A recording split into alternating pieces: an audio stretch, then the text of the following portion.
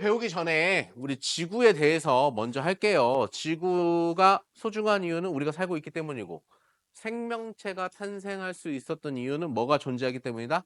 물이죠. 그래서 책에는 없지만 여러분들 이건 좀 상식. 물에 대해서 한번 해볼게요. 물의 특징.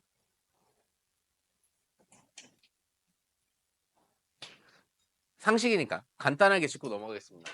첫 번째 물의 특징 중에 극성이다라는 게 있어요. 극성. 그러니까 화학적으로 극성이라는 건 플러스 마이너스와 같은 전기적 성질을 갖고 있다는 얘기거든. 이게 대표적인 게 물을 졸졸졸졸 흘리는데 여기다가 유리막대 이렇게 해가지고 이렇게 가까이 되면은 물이 휘는 거. 가끔 영상 있어요. 동영상 보면 물이 이렇게 휩니다. 그래서 물은 극성을 가지고 있어. 전기적 성질을 가지고 있는데 이게 화학적으로 해석하지 말고 우리 쉽게 가자 이거야. 극성이면 잘 녹여. 그것만 알면 돼. 잘 녹여. 녹이는 물질을 뭐라 그러게? 자, 용질, 용매. 녹는 물질이 용질. 이해갔니?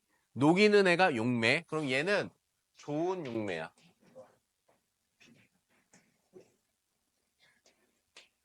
그럼 얘가 왜 좋을까? 우리 몸은 대부분 물로 돼 있잖아. 잘 녹이지. 영양분이라든지 여러 가지 물질들을 많이 녹여서 여러 군데 보낼 수 있겠지. 이해갔니? 다양한 물질을 녹인다라는 거는 그만큼 생명체가 탄생하는데 중요한 역할을 하겠죠. 영양소, 다양한 영양소를 녹일 수 있으니까. 그래서 극성이다. 잘 녹인다. 여러 가지 물질을. 두 번째, 요것 때문에 선생님이 지금 물에 대해서 설명하는 겁니다. 비열을 모르는 애들 있어. 내가 이거를 하면서 진짜 너희들 가르치면서 고등학생이 돼갖고 비열에 대해서 정확하게 모르네. 그래서 시험 망하는 친구들이 많은데 쉽게 설명할게요. 비열은요, 일단 정의부터 설명할게. 어떤 물질이 있는데 1도 올라가는데 필요한 열 에너지 양이야. 근데 얘가 큰 것도 있고 작은 것도 있을 수 있겠지. 그래서 질량을 정해놨어. 뭐 1g, 1kg. 그러니까 어떤 물체가 1kg이 있을 때 얘가 1도 올라가기 위해서는 얼마만큼의 열 에너지를 공급해야 되냐, 이게 비열이야. 오케이? 더 쉽게 설명해. 이렇게 하면 니들 못 알아듣잖아. 자, 두 개의 판을 준비했습니다. 둘 다 1kg짜리 판이고요. 하나는 돌판이고 하나는 철판입니다. 자, 돌판은요, 미리 써줄게요. 돌판은 비열이 100이고요. 철판은 비열이 20이에요. 누가 비열이 커요? 돌판이 비열이 큽니다. 자, 여기다 이걸 하나 더 추가할게요. 밑에 버너를 놓고 똑같은 버너를 놓고 불을 지핀 거야. 자, 열 에너지를 똑같이 공급한다는 얘기겠죠? 자, 얘는 1000. 얘도 1000만큼의 열 에너지를 공급한 겁니다. 우리 보통 에너지 다니는 칼로리 많이 쓰죠? 자, 칼로리 이렇게 공급했어. 근데 얘 1돌로인데 지금 몇이 필요한 거예요? 100이 필요하지. 그럼 잘 생각을 해봐. 100이 필요한데 1000을 공급했어. 얘 몇 도 오르겠니? 10도. 좋아. 요건 계산할 줄 아네. 10도씩 올라가죠. 얘 몇 도씩 올라가니?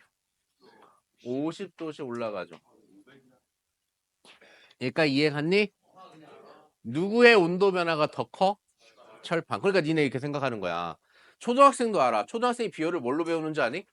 여러분들 배고파 죽을 것 같아요. 돌판하고 철판이 있어요. 자, 고기를 구워 먹어야 돼. 어디에 붙을 거에 물어봐. 그럼 애들 어디라 그래? 철판이요. 돌판? 경험상 철판이 온도가 빨리 오른다는 거 애들이 알잖아. 그게 비열이에요. 이렇게 알려주는 거야. 자, 쉽게 설명할게요. 자, 비열이 클수록, 그럼 고등학교 수준에서 시험 문제 뭐가 나오냐? 비열이 클수록 온도 변화는 작다. 이걸 알아야 돼. 이 보기가 많이 나와. 자, 비열은요, 물은 큰 편이야. 따라서 온도 변화는 뭐해? 작아. 그러면 얘가 생명층을 탄생하는 데 있어서 뭐가 유리하느냐 이거야. 자, 생명과학 시간에 많이 배워. 항상 우리 몸의 상태를 일정하게 유지하려는 성질을 항상성. 좋아. 항상성의 대표적인 게 체온이지. 만약에 우리 몸에 물이 아니라 비열이 작은 물질로 돼 있다. 알코올로 해보자. 자, 비열이 작아. 비열이 작다는 건 내 몸의 온도가 확 변한다는 얘기지. 니네 한 번에 이해하기 쉽게 해줄게. 자, 겨울철에 따뜻한 교실에 있다가 밖에 나갔어. 내 몸의 온도는 항상 36.5도를 유지해야지. 그지? 그러기 위해서 호르몬도 나오고 하는 거잖아. 근데 따뜻한 데 있다가 추운 데 갔는데 몸에 비열이 작은 물질이야. 그럼 어떻게 될까? 온도가 훅 떨어지겠지. 비열은 작을수록 온도 변화가 크니까. 뭐해? 까치부터 오는 거야. 바로 얼어 그냥. 근데 우리 몸의 대부분 뭘로 돼 있어? 물로 돼 있어. 물은 뭐야? 비열이 커. 그러면 온도 변화가 작아. 그러니까 내가 따뜻한 데 있다가 아주 추운 데를 가더라도 갑자기 몸의 온도가 훅 떨어지지 않는다는 얘기야. 이해 갔어요? 그러니까 굉장히 생명체에 유리하겠죠. 뭘 유지하는데? 항상성을 유지하는데. 그죠? 그 다음에 세 번째.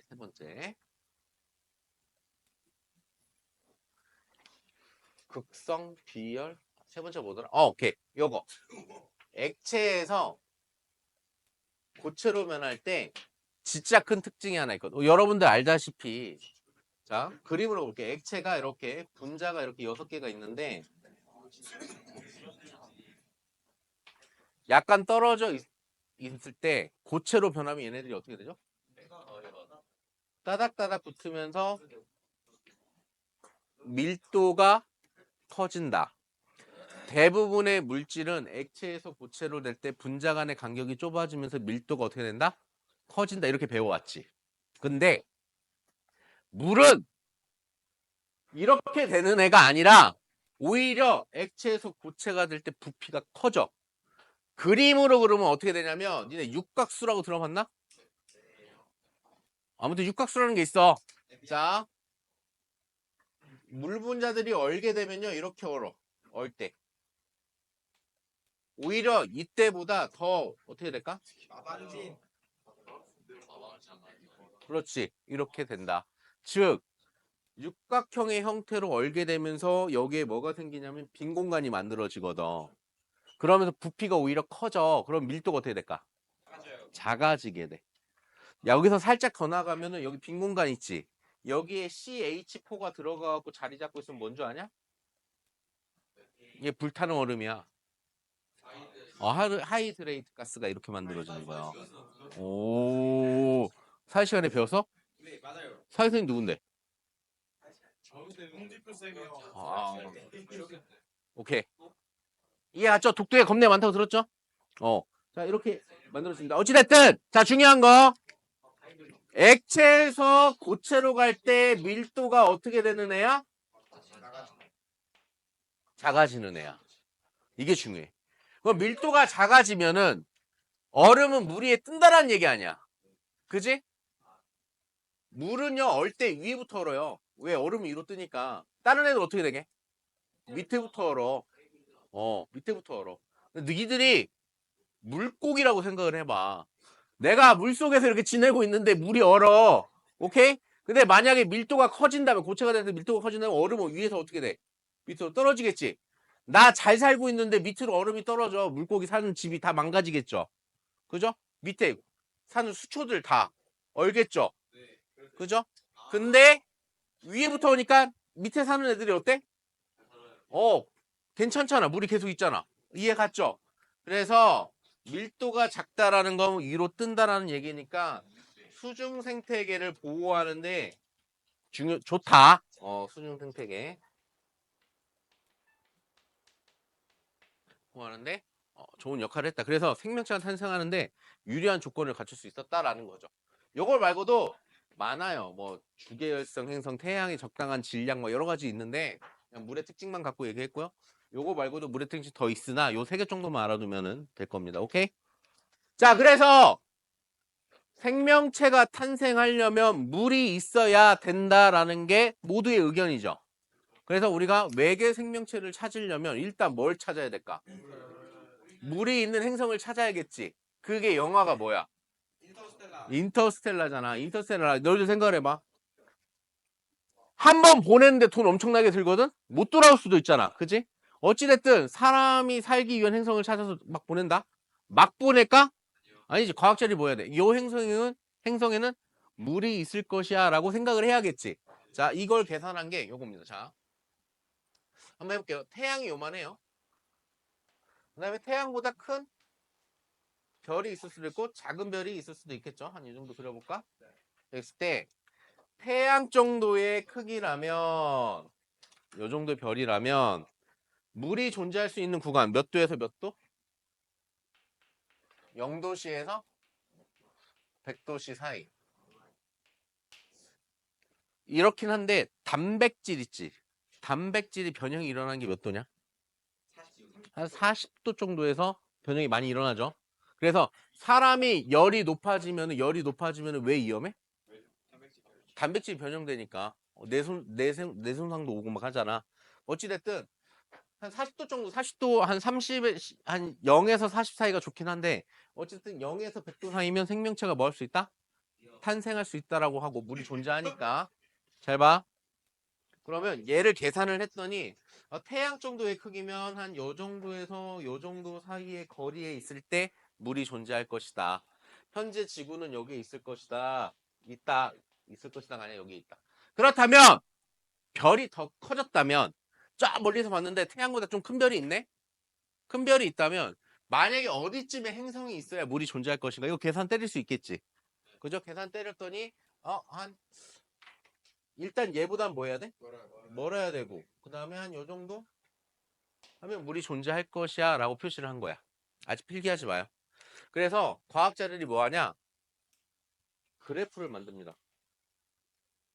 이렇게 그래프를 만들어요. 좀 지울게요. 그래프를 만들어서 어떻게 나타내느냐? X축, Y축 나오고요. X축에다가는 뭐라고 쓸 거냐면 항성부터 거리.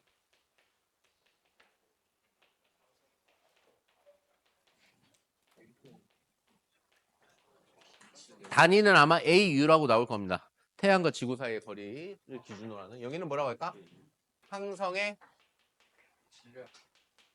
질량 이렇게 해서 그래프를 만든 거야. 요 위로 갈수록 어때? 별의 크기가 커지는 거고 여기로 갈수록 거리가 멀어지겠지. 그래서 계산을 때렸더니 이런 식의 그래프가 나오더라. 아이고 다시 그릴게요.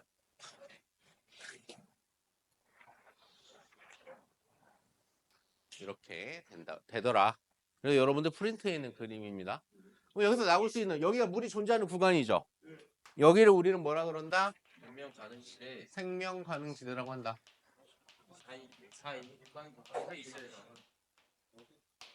시험 문제는 뭐가 나오냐? 여기 나오겠죠. 항성의 크기가 커질수록 항성으로부터의 거리는 어떻게 된다? 멀어진다. 이게 첫 번째 시험 문제고요.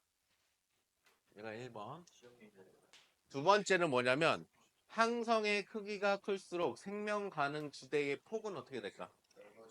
넓어진다. 얘가 2번입니다. 폭.